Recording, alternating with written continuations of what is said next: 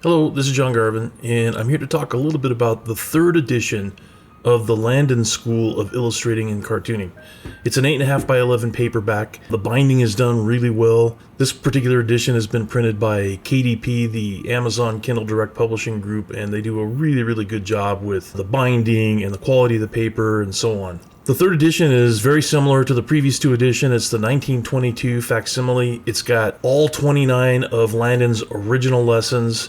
So I scanned them all in at 300 dots per inch, including every single illustrated plate. So it's all here.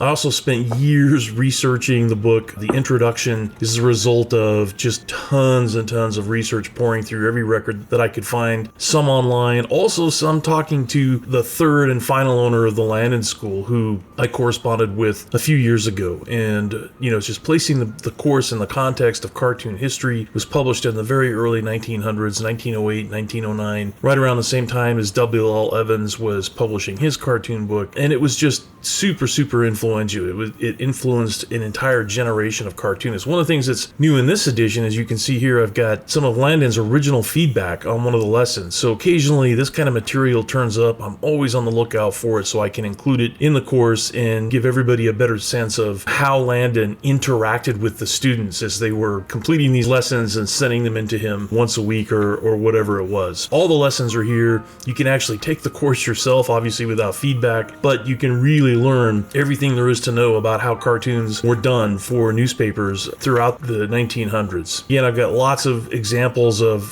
his students' work. Here's some more feedback from Lamorelle, who was the second owner of the school, and you can compare how he gave feedback versus how Landon did. So I find that just super interesting stuff.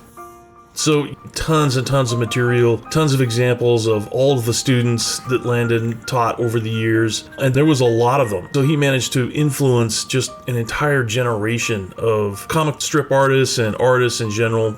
So anyway, that's it. You can find the book at www.enchantedimages.com. It's also on Amazon, so check it out if you're interested at all.